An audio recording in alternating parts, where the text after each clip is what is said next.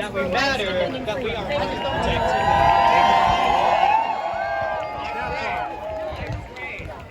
Period.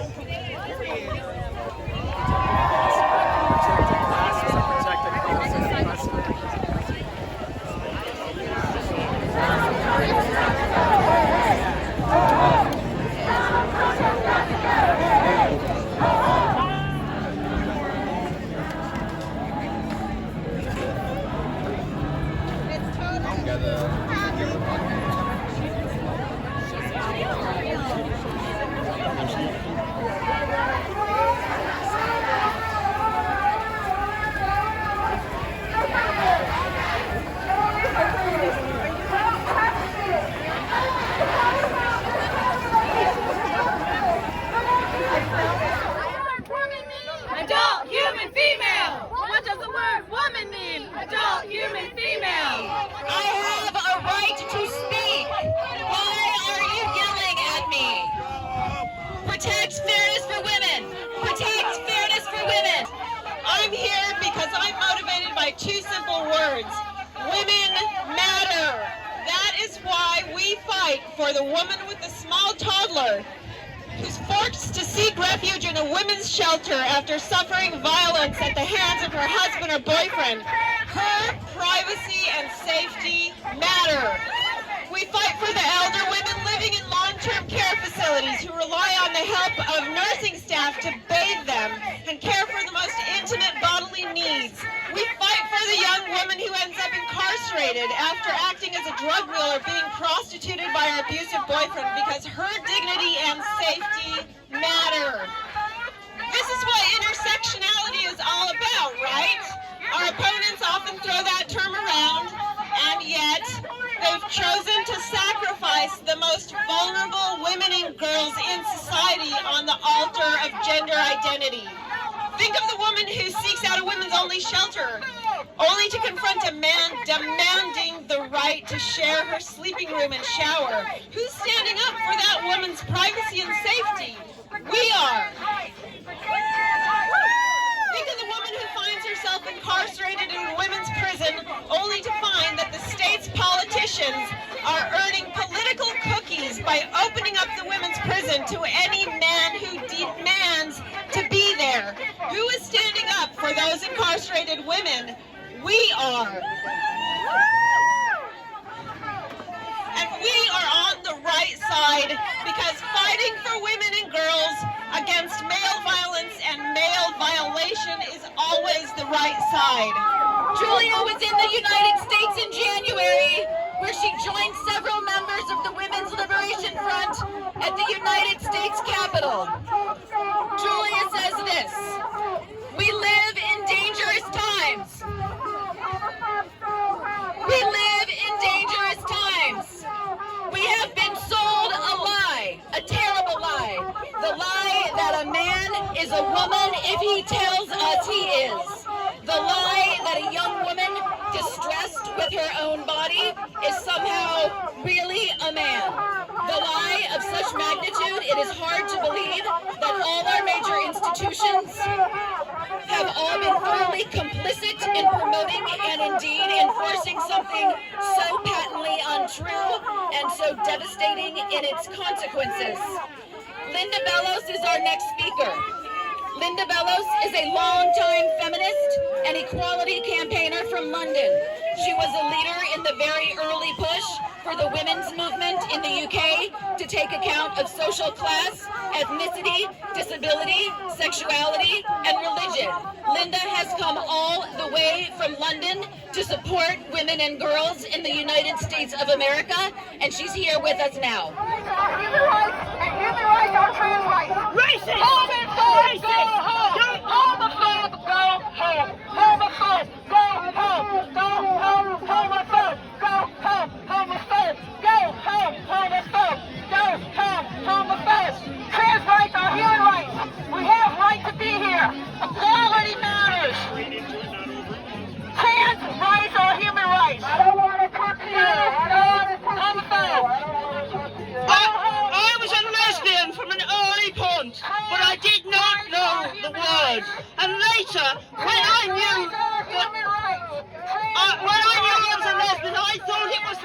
black women only. Human rights are trans rights. I came out as a dyke before I came out as a feminist.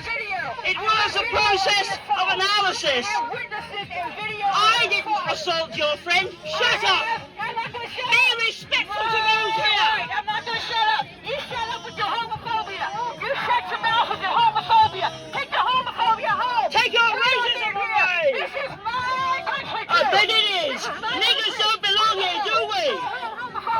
Go home, homophobes. Go home, homophobes. We don't need you here. Go home, homophobes. Focus on terrorists.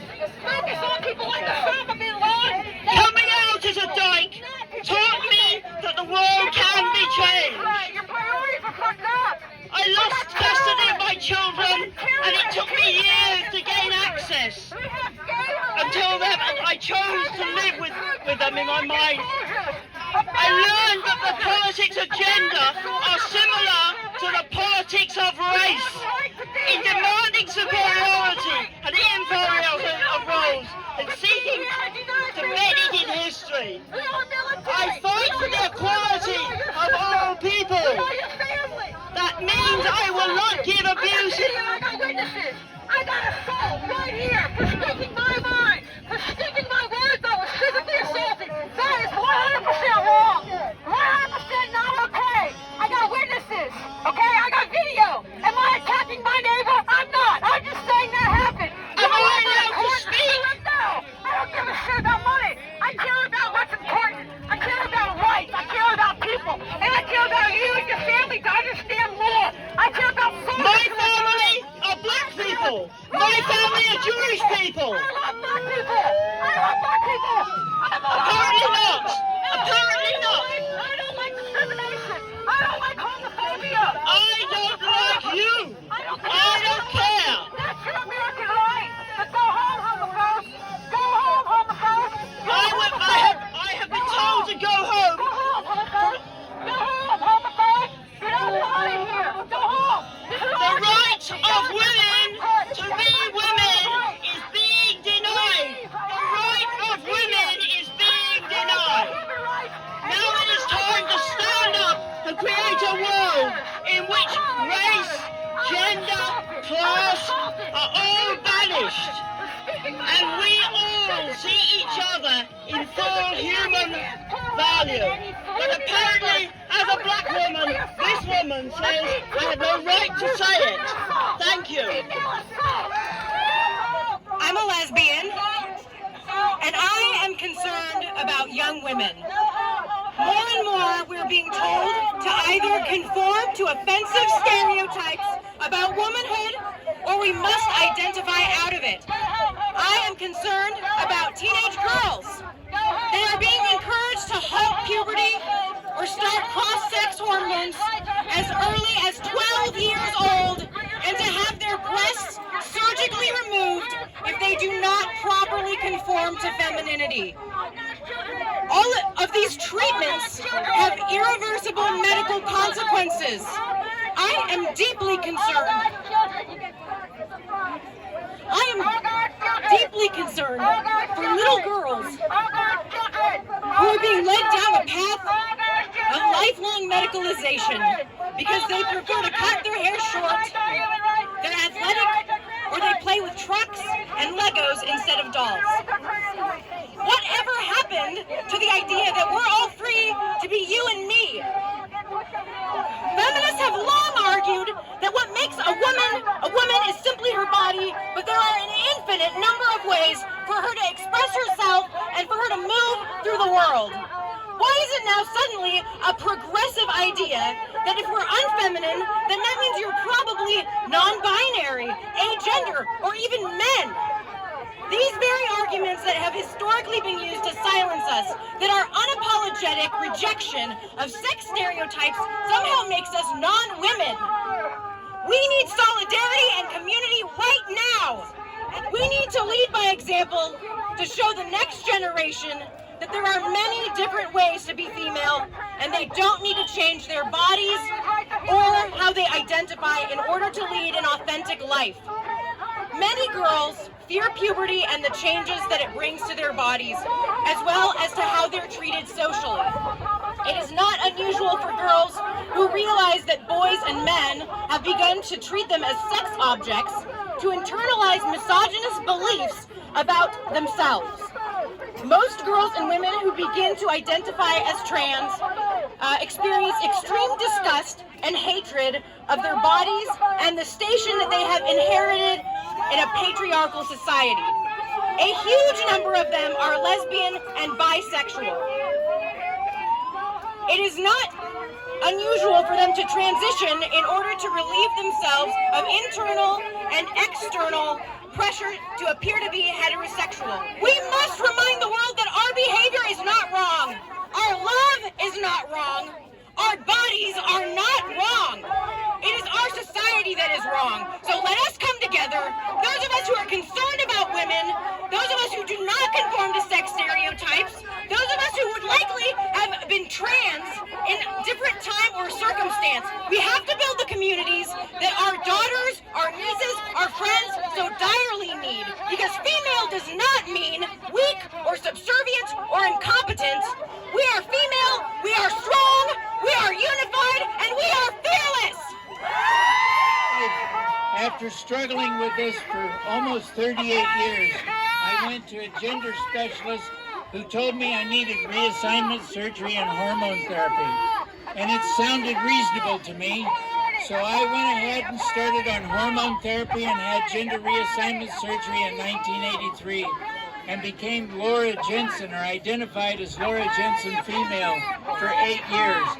And I eventually started going to school. I wanted to be a therapist, so I studied at UC Santa Cruz and realized that in studying the books in the stacks, that people who identify with gender identity disorder had mental disorders. They had things like body dysmorphia. They had bipolar disorder, dissociative disorder, schizophrenia. And I thought, we're not approaching this from the right direction. We need to be addressing the comorbid problems that are causing people to believe they're a different gender. It seems to be compassionate to me to reach out to those people and actually guide them in the right direction and not fill their bodies with hormones and cut body parts off and rearrange everything in their life so that their lives are totally destroyed. And so I have been, my website, sexchangeregret.com, in 2015, over 350,000 people came to that website to explore what I was talking about. Today, we have a worldwide ministry that reaches over 300 million people a year, and people now are detransitioning in the hundreds. People are transgender until they're not transgender anymore. And they come back to realize that they never needed hormones, they never needed surgery, they just needed to identify what was causing them to behave the way they were behaving.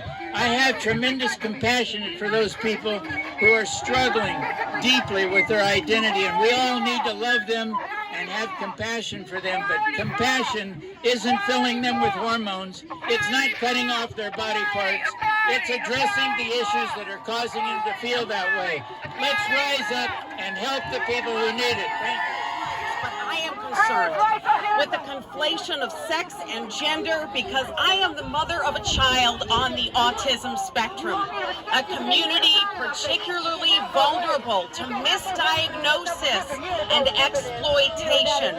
The CDC reports that 1 in 36 children suffer from autism spectrum disorder, and across studies, rates range from 5 to 54% among those with gender dysphoria, significantly higher than the general population. There is growing evidence that these children are not gender confused, but are misdiagnosed. A 2017 study found an association between rapid onset gender dysphoria diagnosed in teen girls and having a friend or friends that identify as transgender, suggesting a social contagion effect, which is ignored by those pushing a particular narrative. These girls often have other neurological and mental health conditions that should be the focus of our attention. Females on the autism spectrum can present with male characteristics in their preferences, their dress, their way of thinking. This is a diagnosis. That is a function of their autism, not their gender confusion. Instead of focusing on autism and why rates continue to rise, we have funneled gender-confused kids into a medical treatment pipeline to serve the needs of a small community. Like any parent, I was shocked when my beautiful girl, who had never shown any signs of gender dysphoria, declared herself male after spending a lot of time on the internet, chatting with various self-diagnosed trans kids. Like any parent, I was skeptical when mental health professionals seemed much more interested in affirming the notion my daughter was born in the wrong body. Like any parent, I questioned the idea that this child I knew and loved, who was born absolutely perfect the way she was, who thrived until the teen years, was the wrong sex and required testosterone and surgery to make her body match her current self-perception. Like any parent, I was shocked when my commitment and love for my daughter was called into question. Like any parent, I wondered why professionals would want to assist my daughter in becoming a lifelong medical patient. Mental health professionals didn't listen when I said my daughter has all the signs of being on the autism spectrum, instead pushed her toward a path of drugs and surgeries. Like any woman, I know what it's like to sometimes hate being female, especially given the sex stereotypes designed to hold us back.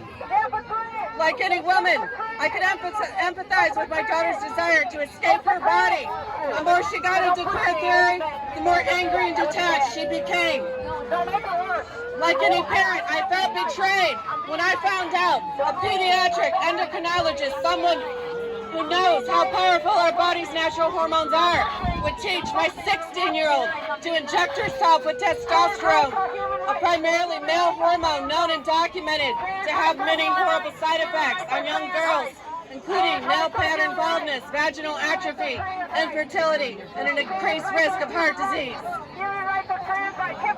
It is hard to believe that my once beautiful, healthy child, now 19 years old, is in and out of homelessness, bearded, her breast amputated, and reproductive organs removed, and living in extreme poverty, all just to be her authentic self. Doctors did this to her while she was still a minor, without my consent or my involvement. My child is mentally ill, and yet our public schools, government, mental health professionals, medical doctors, and pharmaceutical companies are telling me what is best for my child. Like any parent, I am angry and full of rage that this is the only kind of help offered to my child, and that parental rights are being stripped away while doctors strip our children of their healthy reproductive organs. But most of all, my heart is shattered, and I grieve for my child and the life she now faces, like any parent would. I'm here to lend my voice because I believe schools have a responsibility to protect the privacy, safety, and dignity of all students. I'm speaking up because every student matters, but I'm also speaking up because unfortunately, not everyone agrees with me. I learned that the hard way when I was a student at Boyertown Area Senior High in Pennsylvania. It all started during my junior year of high school when I was shocked to find a boy in my bathroom. I was totally caught off guard. My heart was pounding. I was confused and shocked. I ran out of the bathroom and down the hall. As soon as I could compose myself, I went to tell my principal what had just occurred. I expected to be heard and understood. I expected the school would respond in a way that would protect my privacy and dignity, but they didn't. Instead, they told me that this was the new normal. Instead of listening, they made me feel as though I was the problem for feeling uncomfortable and vulnerable with a boy in my bathroom. They changed the rules without telling us or our parents. They didn't care what we thought. This wasn't the first time I felt overlooked or unheard. This wasn't the first time I felt like my life was spinning out of control. When I was little, my sister and I had spent years in the foster care system. I felt lost, hopeless, and nameless, without a place to call my home. But when my parents adopted me, they They gave me a new home. They gave me a new home, and they also helped me to find my voice. I decided to speak up and join a lawsuit against my school because the adults at my school failed to take my dignity into consideration and my privacy seriously. They failed to look out for me and other girls just like me. I know what real discrimination feels like. I've experienced it, and I don't want anyone else to have to go through what I've gone through. But there are good ways to make room for everyone without letting a boy into the girls' locker rooms, restrooms, and shower areas. Today's court case is about whether the government can rewrite the rules in a way that will require employers and encourage public schools to take away privacy spaces for women like me. I'm asking the Supreme Court not to do that. I'm asking the Supreme Court to respect women just like me. We've been watching in disbelief as girls are being kept off the winner's podium because of boys who identify as girls. My name is Bianca Stanescu. I am the mother of the elite track and field athlete in Connecticut. My daughter is one of the best in the state, but her athletic future is at risk now because the Connecticut Interscholastic Athletic Conference now allows boys who identify as girls to compete in women's sports based on gender identity rather than biological sex. Women's sports were created to give girls a fair chance at competition. That includes fair victories and fair defeats. Girls deserve the same opportunity as boys to excel, to advance to the next level of competition, to win, and to stand on that podium. In our states, as well as many others, it only takes a pen and a piece of paper for a person to change their gender identity. And this can happen at any time. For sports, that means that even a mediocre boy can suddenly switch to identify as a girl and completely dominate women's sports. My daughter would have qualified and advanced in the 55-meter dash event last spring. But instead, top 2 spots went to biological boys identifying as girls. She lost her chance to compete in the finals and to advance to the New England Championship. My daughter became a spectator in her own sport. Young women like my daughter have been punished, bullied, called sore loser or transphobic in the media just for saying that their opportunity to compete on a fair playing field is being taken away from them. In 2015, our school board in Northern Virginia added gender identity to the non-discrimination clause that governed our schools. They did this outside the bounds of law, proper governance, and common sense. It became obvious that ordinary women like me, ordinary families like yours, ordinary citizens with ordinary lives would have to stand up and fight back against the rich and powerful interests who want to use vulnerable children to legitimize their particular brand of sexual politics. School-based policies that call for affirmation of gender identity are dangerous to children, families, and all of society. These policies are dangerous because they ignore a simple truth, that every child is born in exactly the right body.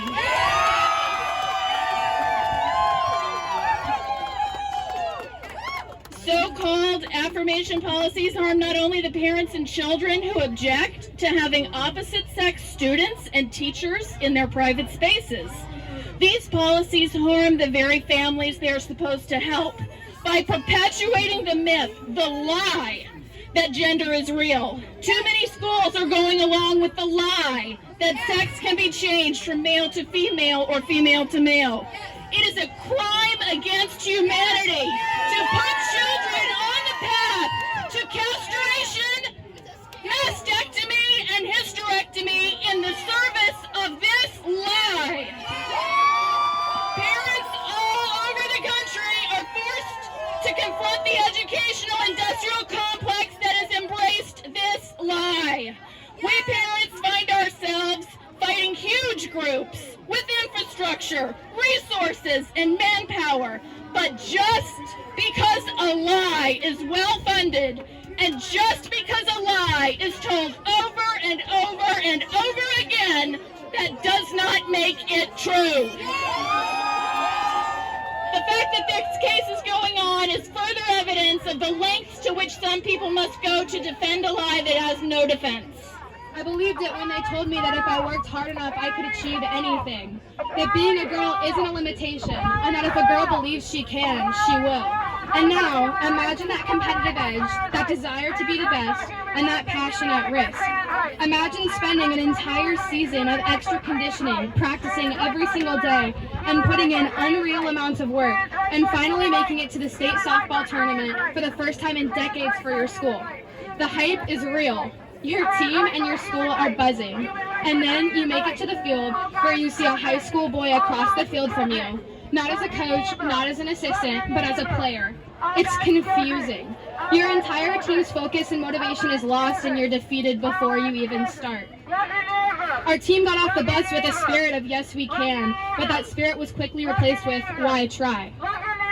Sure enough, our opposing team won. The boy hit, as we call, a dime into center field, giving them a couple runs.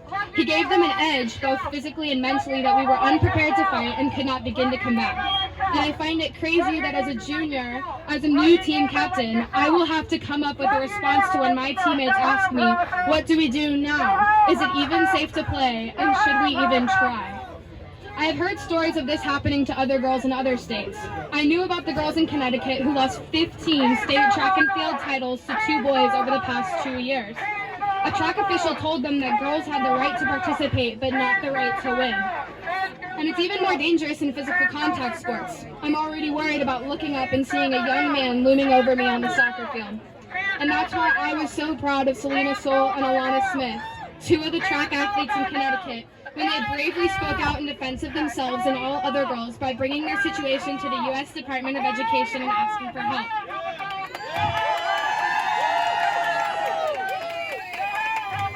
It's wrong that some adults think girls only have the right to participate in sports but not the right to win. If adults force girls to compete against boys, that often means we'll be competing for second place, losing the opportunity to win championships and earn college scholarships. That's hardly the equal playing field that federal law promises. And that's why I'm here speaking with you today on the courthouse steps when I would much rather be at home playing soccer or taking batting practice. Being a girl doesn't come with limitations, and adults shouldn't create them. Thank you. To come and speak to something that has meant a lot to me in my life. It's given me opportunities that I wouldn't have if it hadn't been for sports. You know, I started out at a very time in our society where these opportunities for girls were not there. As a matter of fact, when I was growing up, people would say, hey, what do you want to be when you grow up? And my options were pretty much limited. I could be a secretary, I could be a teacher, I could be a flight attendant, but that's not what I wanted to do. I wanted to play sports, but they weren't there for me. But I kept fighting anyway, I kept practicing, and eventually, even though I was told I couldn't do it, I had the opportunity to play. And I went through junior high, practicing at 6 in the morning, because the guys got to practice afterwards. And I kept going until I had the opportunity to play in college.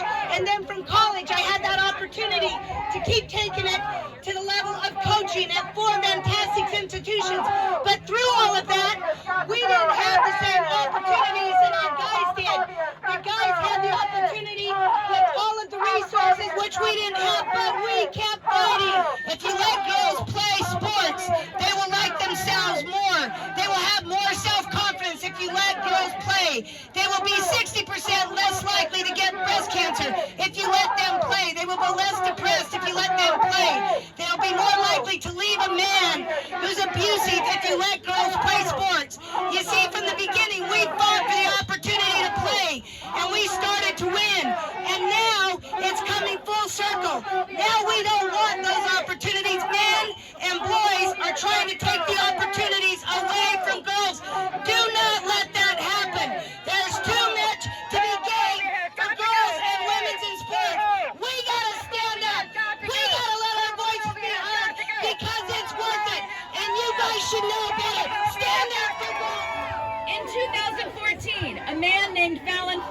who quote-unquote identifies as transgender was permitted to compete in a fighting competition with Tamika Brents. Fox gave Brents a concussion and broke her skull and effectively ended Tamika's career. Afterwards, Tamika had this to say: "I have fought a lot of women and have never felt the strength that I felt in a fight as I did that night. I can't answer whether it's because he was born a man or not, because I'm not a doctor. I can only say I have never felt so overpowered in my life." Do you think it is fair for males to participate in women's sports? Do you think it is fair for males to participate in women's sports? Thank you all for joining together today. I am a woman, an adult human female. I am a proud mother, wife, and amateur powerlifter. My eyes were open to the transgender movement during my first sanctioned powerlifting competition. There, a male who wasn't allowed to compete as a female organized a disruptive protest and demanded that we share the platform with them. These gender extremists are insisting that we accept their feelings as science, yet they do not consider the feelings of others. Choosing your competition or what sex you are is not a human right. Sex-separated spaces are essential for the safety and fairness of females. Conflating gender identity with sex undermines all that Title VII and Title IX represent. I am an average American citizen telling you it is time to speak the truth. Defending biology is not bigotry. It is not hate speech to defend your rights. If we allow biological males to compete in women's sports, there will be men's sports, there will be co-ed sports, but there will no longer be women's sports. What will you be telling future generations you did to save women's rights during this transgender trend? Have you defended girls' rights to set boundaries for their bodies or compete fairly in sports? It should not rest on their shoulders. Together we can preserve the definition of sex. Do not allow this transgender delusion to silence you. I encourage you all today to stand behind Harris Funeral Homes and stand up for women.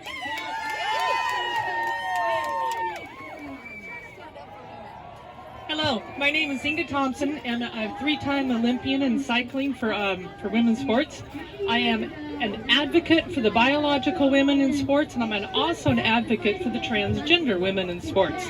I feel the International Olympic Committee has dropped the ball yet once again with women in sports. They have dropped the ball with the development of transgender athletes in sports. After many struggles, we now have Olympics for women, Special Olympics, and Paralympics. I believe it is time for the International Olympic Committee to begin the quest for transgenders to have their own Olympics.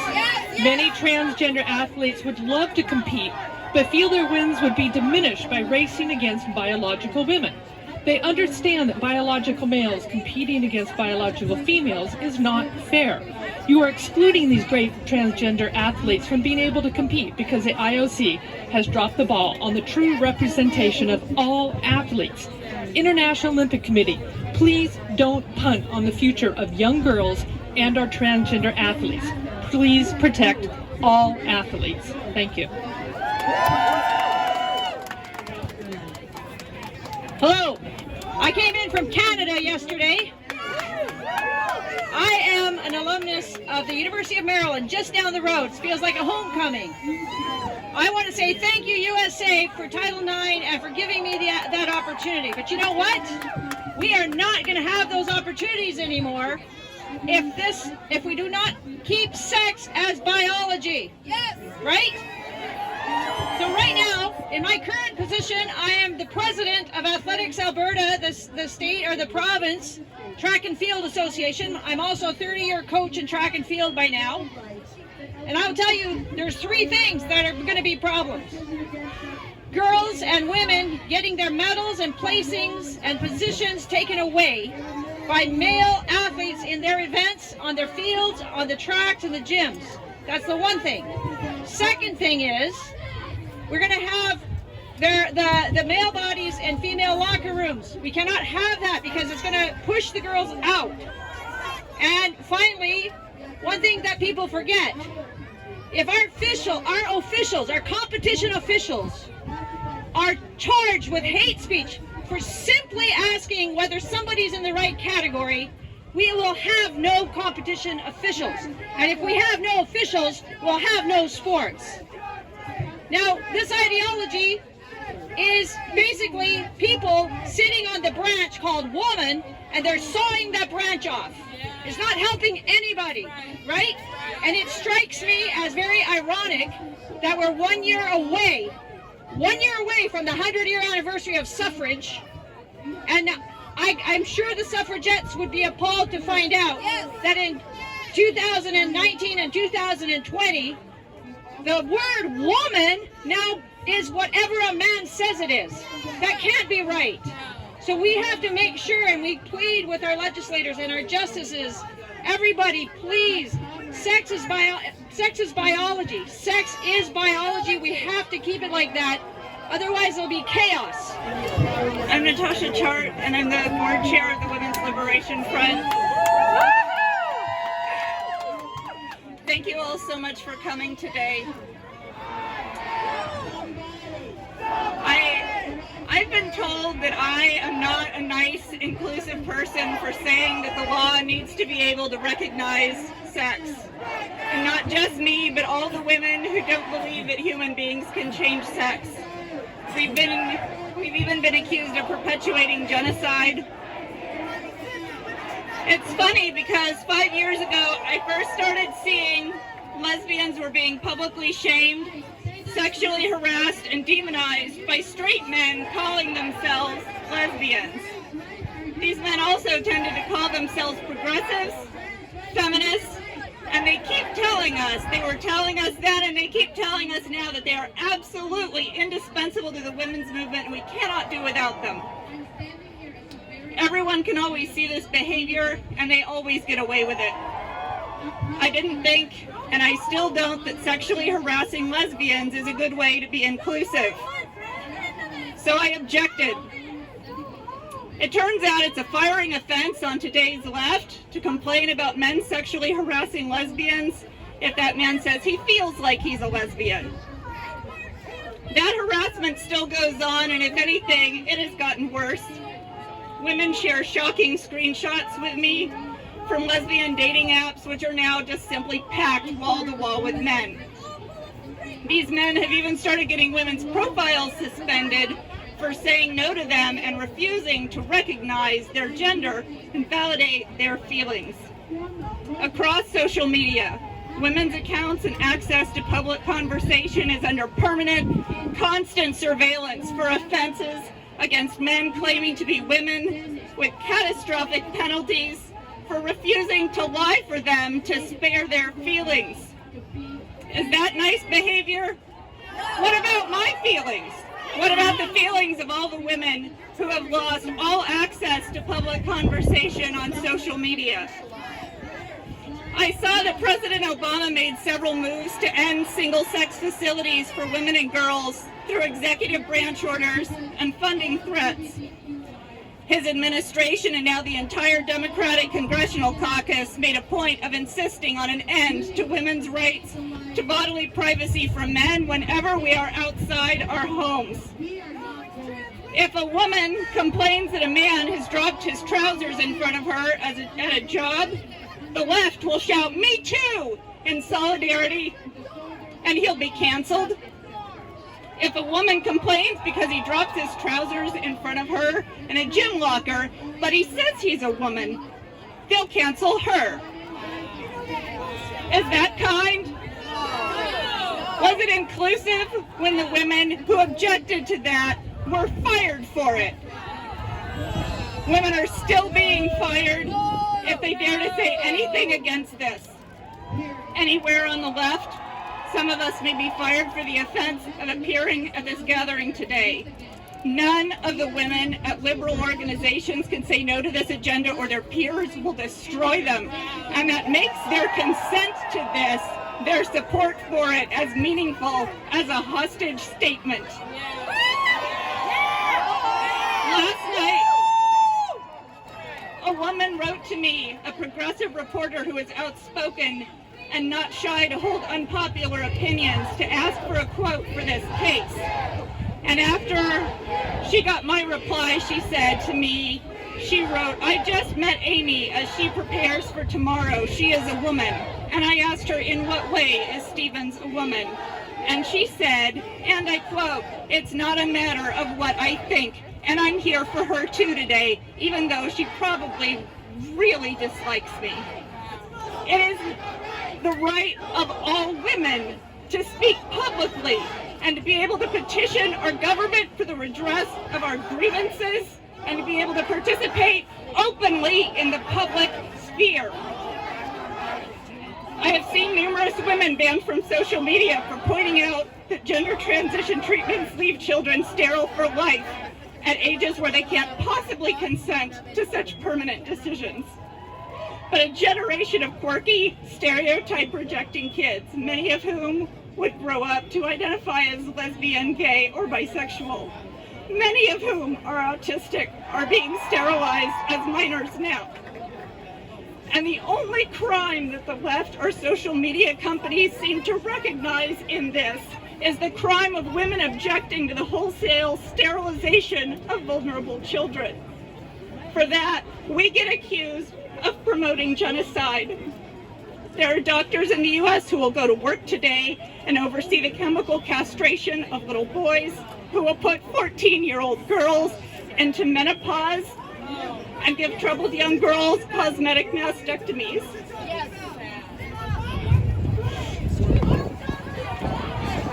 And I object, and for that I'm considered dangerous. I've seen public calls for every type of harm against those of us who object to the end of women's sex-based rights, or who object to the sterilization of children. To the people who say this, the only meaningful type of violence is that I refuse to call a man she. Still others insist that it's violent of me to associate with conservatives, in spite of the fact that gender activists associate with lots of conservatives. And I have never seen anyone have a problem with that. It's almost like women who say no to these men are just going to be wrong no matter what we do. Sisters, when a man puts you under constant surveillance and retaliates whenever you say no and huffs about being indispensable, and he makes you lie to spare his feelings, and he always puts you in the wrong no matter what, that is not a partnership, it's abuse. Plan a way out before it gets worse. It will get worse. In closing, to echo my sisters in the UK, a man can never be a woman. A lesbian can never be male. My name is Natasha Chart from New York State. I will not be forced to lie. I will not submit.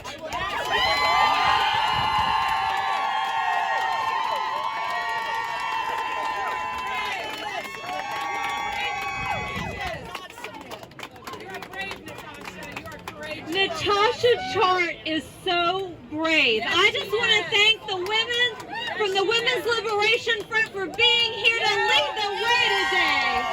God bless you. It's really hard to stand up against people who call you names. The people that bully you. It's hard, right? But we have a right to speak. We can't be bullied into silence. I'm Penny Nance. I'm the CEO and president of Concerned Women for America. Vulnerable women, those who are incarcerated or in women's shelters, would be disproportionately harmed and have the most to lose. To arbitrarily change the word sex to include gender identity is regressive, not progressive. It would greatly undermine the women's movement and the women who dedicated their lives to the rights for women. We gather here today out of compassion and the belief that being a woman is unique and valuable. Our human experience cannot be replicated by clothing or even by surgery. Being a woman is a beautiful biological and spiritual reality that transcends human will. Our dignity and safety demands that the courts reject the notion that sex is superfluous. I once heard someone ask the question, if the political left can't fix this problem, can the political right? And the best answer that I heard given to that question was, it's not going to be the left or the right that's going to fix this problem. It will be women working and fighting